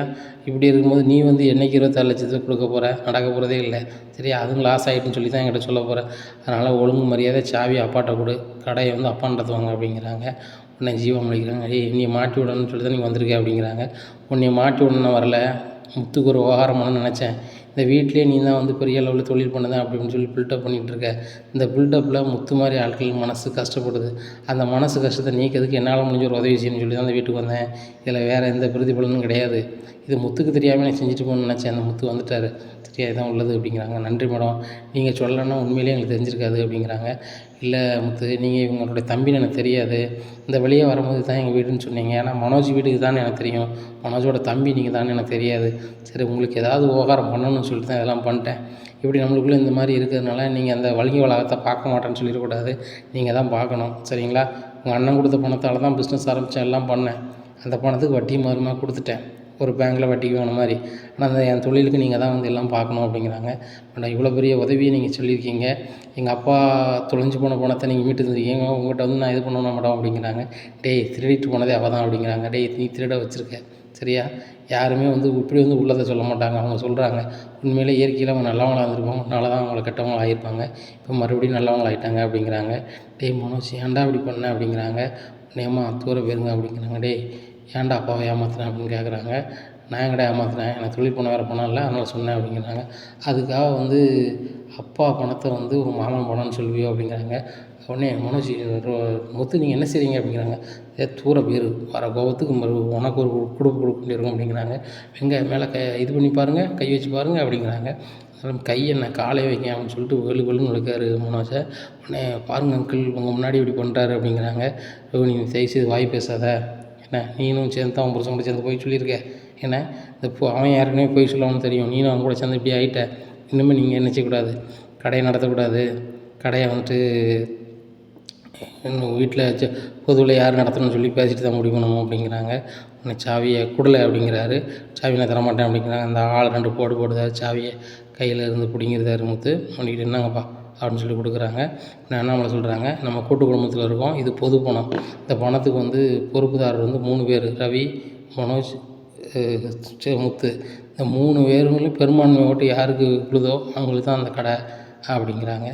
இந்த சூழ்நிலையில் மனோஜ் சொல்கிறாரு, ரவி நீ சொல்கிறா எனக்கு தர சொல்கிறா அப்படிங்கிறாங்க. உடனே மனோஜ் சொல்கிறாரு, நீ இவ்வளோத்துக்குள்ளே அப்பாவை ஏமாற்ற குடும்பத்தை ஏமாற்றணும்னு நினச்சி கூட பார்க்கல, அந்த மேடம் வந்து கனடா மேடம் வந்து சொல்லலன்னு வச்சுக்கோ, நம்மளுக்கு தெரியாமே போயிருக்கோம் வச்சுருக்கோம் அப்படிங்கிறாங்க. உடனே முத்து நான் போயிட்டு வரேன் அப்படிங்கிறாங்க. மேடம் நீங்கள் ரொம்ப நன்றி உதவி செஞ்சுருக்கீங்க அப்படிங்கிறாங்க. சரி முத்து நான் போயிட்டு வரேன், எனக்கு ஈவினிங் வந்து ஏர்போர்ட்டில் கொண்டு விட்ருங்க அப்படிங்கிறாங்க. கண்டிப்பாக மேடம் அப்படிங்கிறாங்க. இப்போ நான் வந்து வண்டியிலே போயிடுறேன் அப்படின்னு சொல்லிட்டு வந்த வண்டியிலே போயிடுறாங்க. இந்த சூழ்நிலையில் மீனா சொல்கிறாங்க, நீங்கள் பெரிய அளவில் பில்டப் பண்ணீங்க ரோகிணி, எங்கள் அப்பா பணம் அனுப்பியிருக்காங்க, நான் பெரிய பிஸ்னஸ் பண்ணுறோம் அப்படி இப்படின்னீங்க, கடைசியில் மாமா பணத்திலே பண்ணியிருக்கீங்க, ஏன் இவ்வளோ ஃப்ராடு பண்ணிகிட்ருக்கீங்க, அடுத்தவங்கள நடிக்கிங்க வைக்கிங்கன்னு சொல்லும்போது நீங்கள் நடிக்காமல் இருக்க வேண்டியதானே, நீங்கள் உண்மையாக இருக்க வேண்டியதானே அப்படிங்கிறாங்க. இங்கே ஸ்ருதி கேட்குறாங்க, என்ன ரோகிணி நீங்கள் பெரிய பணம் மலேசியாவிலேருந்து வந்திருக்கு, துபாயிலேருந்து வந்திருக்கு, நீங்கள் கடைசியில் பார்த்தா மாமா அக்கௌண்ட்டில் இருந்த பணத்தை தான் நீங்கள் எப்படி ஆட்டை போட்டிருக்கீங்களா அப்படிங்கிறாங்க. நாங்கள் மாமா அக்கௌண்ட்லேருந்து ஆட்டை போடல, மாமா பணத்தை வந்து அந்த ஜீவா ஏமாற்றிட்டு போயிட்டா, அந்த ஜீவாட்டேருந்து வாங்கணும் அப்படிங்கிற வாங்கினா நீங்கள் வீட்டில் கொடுத்துருக்கணும்ல, அந்த பணம் மாமா பணம் தானே, அவங்க கடைசி காலத்துக்கு அவங்க ஆகும்ல, நீங்கள் ஐயோ மாமா பணத்தில் பிஸ்னஸ் ஆரம்பிச்சிட்டு உங்கள் சொந்தத்தில் ஆரம்பித்த மாதிரி பேசிகிட்டு இருக்கீங்க வீட்டில், அவங்க பணத்தை அவங்ககிட்ட கொடுத்து அவங்களுக்கு ஆகும், அவங்ககிட்ட சொல்லி நீங்கள் வாங்கலாமே, அது ஆசீர்வாதமாக இருக்குமே, நினச்சி பாருங்கள் அப்படிங்கிறாங்க. உடனே முத்து சொல்கிறாரு, அந்த மாதிரிலாம் நினைக்க மாட்டாப்புல குரலே, உன்னை மாதிரியோ என்ன மாதிரியோ மீனா மாதிரியோ ரவி மாதிரியோ இல்லை, அவங்க வித்தியாசமான ஆட்கள், அடுத்தவங்க உழைப்பில் சாப்பிட நினைக்கிறவங்க, அதனால் அவங்க அப்படி தான் இருப்பாங்க அப்படிங்கிறாங்க. இங்கே விஜயா ஒரு 2 இருக்காங்க, என்னம்மா இப்போ ஏதாவது பேச வேண்டியதானே அப்படிங்கிறாங்க. டேய் மனோஜ் நீ என்கிட்ட கூட மறைப்பியாடா அப்படிங்கிறாங்க. ஆண்டி நாங்கள் வந்து மறைக்க வேண்டிய சூழ்நிலை வந்துருச்சு அப்படிங்கிறாங்க. ரோகிணி நீலாம் என்கிட்ட பேசிடாத, நீ ஒரு பணக்கார வீட்டு பொண்ணா, பணக்கார வீட்டு பொண்ணா எப்படி நடக்கணும் உனக்கு அந்த அருகதை இருக்கா அப்படி இப்படிங்கிறாங்க. என்ன ஆண்டி இப்படி பேசுகிறீங்க அப்படிங்கிறாங்க. முதல்ல உங்கள் வீட்டிலேருந்து யாராவது வரணும் சரியா, உங்கள் வீட்டிலேருந்து இது வரைக்கும் உனக்கு ஒன்றுமே செய்யலை, உன் கழுத்தில் ஒரு துளி தங்கம் கிடையாது அப்படிங்கிறாங்க. உடனே அத்தை நான் வந்து இதுக்கு தானே விற்று கொடுத்தேன் அப்படிங்கிறாங்க. நீ அடகு தானே வச்சுருக்கேன்னா இவ விற்று கொடுத்தாங்க அப்படிங்கிறாங்க. அடகு தான் வச்சுருக்கேன் அப்படிங்கிறாங்க. எந்த தங்க பொருளும் உன்ட்ட இல்லை, சுருதிக்கு இருக்கிற மாதிரி உன்ட்ட எதுவுமே இல்லை, உங்கள் வீட்டில் சொல்லி வர சொல்லு கொண்டு வர சொல்லு அப்படிங்கிறாங்க. உடனே அண்ணாமலை சொல்கிறாங்க, விஜயா அந்த இடத்த காலி பண்ணு இன்னும் 3 அப்படிங்கிறாங்க. உடனே மனோஜும் விஜயாவும் ரூம் பார்த்து போகிறாங்க, பின்னாடி ரோகிணியும் போகிறாங்க. முத்து நம்மளுக்கு வர வேண்டிய பணம் வந்துருச்சு சரியா, வீணா அது இதுன்னு ஏன் பேசிக்கிட்டு இருப்பானே, கடை நம்ம பேரில் வந்துருச்சு, யாருக்கு கொடுக்கணும் கொடுக்கக்கூடாதுன்னு சொல்லிட்டு நம்ம நாளைக்கு ஃப்ரீயாக பேசி முடிவு பண்ணிவிடுவோம், அது வரைக்கும் கடை திறக்க வேண்டாம் அப்படிங்கிறாங்க. சரிப்பா அப்படிங்கிறாங்க. இங்கே மீனா வந்து முத்துட்டு நன்றி சொல்கிறாங்க. ஏங்க ரொம்ப நன்றிங்க அப்படிங்கிறாங்க. ஏன் எனக்கு நன்றி சொல்கிறேன் அப்படிங்கிறாங்க. இல்லை நீங்கள் அந்த ஜீவா மேடத்தில் பழகலை அப்படின்னா நம்மளுக்கு வந்து இந்த உண்மை தெரிஞ்சிருக்காது அப்படிங்கிறாங்க. அது என்னமோ உண்மை தான், அந்த ஜீவா மேடம் மனசாட்சி கட்டுப்பட்டு வந்து வீட்டில் சொல்லிட்டாங்க, இல்லைன்னா இவன் காலத்துக்கும் வந்து எங்கள் மாமனார் பணம் தான், எங்கள் உழைப்பில் தானே முன்னேறணும்மா, அப்பா பணம் வராமையே போயிருக்கும், அவன் தரப்போகிறதே இல்லை, எங்கள் அம்மா வேணால் தந்துடுவான்னு சொல்லியிருப்பாங்களே தவிர்த்து ஒரு காலமும் எங்கள் அம்மாக்கிட்ட அவன் கொடுக்க போகிறதும் இல்லை, நம்ம வாங்க போகிறதும் இல்லை, இப்படி தான் நடந்திருக்கும் அப்படிங்கிறாங்க. அது என்னமோ உண்மைதாங்க அப்படிங்கிறாங்க. இந்த சூழ்நிலையில் அண்ணாமலை வந்து கடவுளுக்கு நன்றி சொல்லுறாரு. கடவுளே என் உழைச்ச பணம் வந்துருச்சு, ஏன்னா அது வந்து மீட்டு தந்த முத்துக்கும் அந்த ஜீவா பொண்ணுக்கு ரொம்ப நன்றி கடவுளே அப்படின்னு சொல்லிட்டு கடவுள்கிட்ட வேண்டுகிறாரு. வேண்டிட்டு நேராக அந்த கல்லா நேராக போகிறாரு, கடைக்கு போகிறாரு.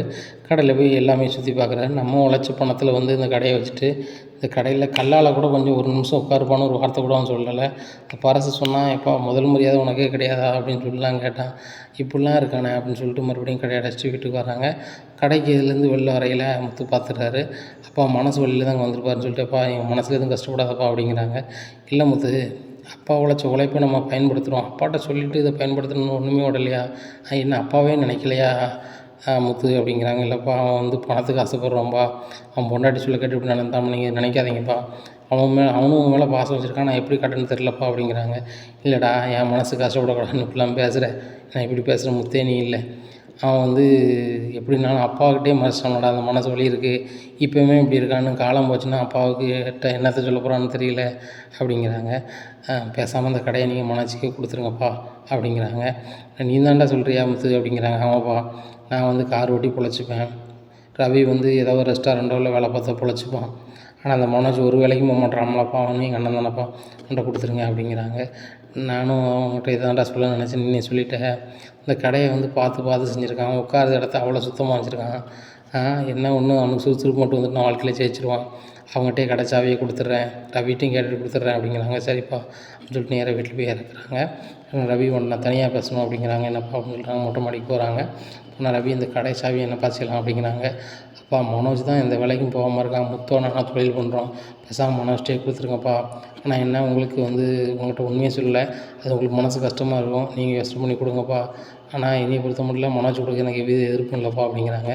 முத்தும் இதே தான் சொன்னால், நீ தான் சொல்கிற, என் பிள்ளைகள் கரெக்டாக தான் இருக்குது, அந்த மனோஜ் தான் கொஞ்சம் மாறணும், இல்லைன்னா டோட்டலாக அவனை மாற்றத்தான் செய்யணும் அப்படிங்கிறாங்க. கண்டிப்பாக அவனும் மாறிடுவான்பா, உழைப்பு ஒன்று இல்லாமல் இருக்குது, உழைப்பு வந்துச்சுன்னா சரியாயிருவான்பா அப்படிங்கிறாங்க. மனோஜ் ரோகிணியும் கூப்பிட்றாங்க. விஜயாவும் வராங்க. நம்ம வீட்டுக்காரர் என்ன முடிவு எடுக்க போகிறேன்னு தெரியலன்னு சொல்லிட்டு பார்த்துட்ருக்காங்க. மனோஜ் ரோகிணிங்க வாங்க, இந்த சாவி எப்படிங்க, தொழிலை நல்ல மாதிரி நடத்துங்க, இதில் ஏதாவது ஒரு மைனஸ் வந்துச்சு அப்படின்னா அந்த கடை வந்து மனோஜ் கையில் இருக்காது, சரியா? நீங்கள் ஒரு பிரச்சனை இல்லாமல் நடத்தி ஜெயிச்சிங்கன்னா அந்த பணம் உங்களுடையது. வீட்டுக்கு கொடுக்க வேண்டிய 26 லட்ச ரூபாயும் கொடுக்க வேண்டாம், சரியா? உங்கள் வேலையை பார்த்துட்டு நீங்கள் போயிட்டே இருக்கலாம், ஏன்னா வாழ்க்கையில் நீங்கள் ஜெயிக்கணும் அப்படின்னு சொல்லிட்டு கொடுத்துட்டு நம்மளுக்கு வந்துட்டே போயிடுறாங்க. இதை பார்த்தா விஜயாவுக்கு பயங்கர சந்தோஷம். பார்த்தியாடா, அப்பா வந்து இப்படி தான் முடிவெடுப்பார், இந்த முத்து ரவியும் உனக்கு கொடுக்கூடாதுன்னு சொன்னால் கூட அப்பா உனக்கு தான் கொடுப்பாரு, ஏன்னா அம்மா உன்னை பிடிக்குங்கிறதுனால அவர் மாறவே மாட்டார், முதல்ல கோவப்படுவார், ஆனால் மூத்த பையனை வந்து பாசமாக தான் அவர் நினைப்பார் அப்படிங்கிறாங்க. ஆமாம்மா, அப்பா நான் என்ன தப்பு செஞ்சாலும் அப்பா என்னை ஏற்றுக்கிட்டாங்க அப்படிங்கிறாங்க. டேய் மனோஜ், என்கிட்ட கூட உண்மையை சொல்லாமல் விட்டு அவன் பொண்டாட்டி என்கிட்ட வந்து மறைச்சிருக்கா அப்படிங்கிறாங்க. ஆண்டி, எங்கள் அப்பா ஜெயிலில் இருக்கிறதுனால தானே பணம் அனுப்ப முடியல, வேறு என்னால் எப்படி சமாளிக்க முடியும்னே தெரில, எங்கள் அங்கிள் வேறு ஃபோனையும் எடுக்கலை, அதனால தான் இப்படி சொல்லிட்டேன் ஆண்டி அப்படிங்கிறாங்க. இனிமேல் எனக்கு பொய்யே சொல்லாதம்மா, இந்த வீட்டிலே இன்னும் நல்ல பார்த்துக்கிறதும் வைக்கிறதும் நீ தான், மாதம் 5000 செலவுக்கு தரேன், இன்னும் எனக்கு 10,000 மேலே தரதான் செய்வேன், எனக்கு தெரிய தான் செய்யுமா அப்படிங்கிறாங்க. ரோஹிணி நினைக்காங்க, ஆண்டி ஒரு 10,000 அடி போடுதாங்க, சரி ரைட் நம்ம கொடுப்போம்னு சொல்லிட்டு ரூம்லேருந்து நேராக எட்டு போயினாங்க. ஆண்டி செலவுக்கு வச்சுக்கோங்க அப்படிங்கிறாங்க. உடனே பணத்தை பார்த்தோன்னா வாயை கொடுத்துட்டு சரிம்மா வச்சுக்கிறேன், சூப்பராக கடை நடத்தி சூப்பராக வந்துட்டா, அப்பா வந்து முத்துக்கும் ரவிக்கும் எதிர்த்து உனக்கு தந்திருக்காரு, நீ ஜெயிச்சு காட்டணும் அப்படிங்கிறாங்க. எங்கள் அண்ணாவும் நினைக்கிறாங்க. அந்த 2 பசங்களும் மனோஜுக்கு கொடுங்க அப்படின்னு சொல்கிறாங்க. ஆனால் அந்த விஜய் எப்படி பேசுகிறா, அந்த மனோஜ் எப்படி பேசுகிறான் அப்படின்னு சொல்லிட்டு மனசில் நினைக்கிறாங்க. சரி எப்படியோ ஜெயிச்சு வந்தால் சரி தான் அப்படின்னு நினச்சிட்டு கிளம்பி போகிறாரு வெளியில். இனி என்ன நடக்கும் இந்த அண்ணாமலை வீட்டில் அப்படிங்கிறத பொறுத்து வந்து பார்க்கலாம். நம்ம சேனலை நீங்கள் மறக்காமல் லைக் அண்ட் சப்ஸ்கிரைப் பண்ணுங்கள். நன்றி, வணக்கம்.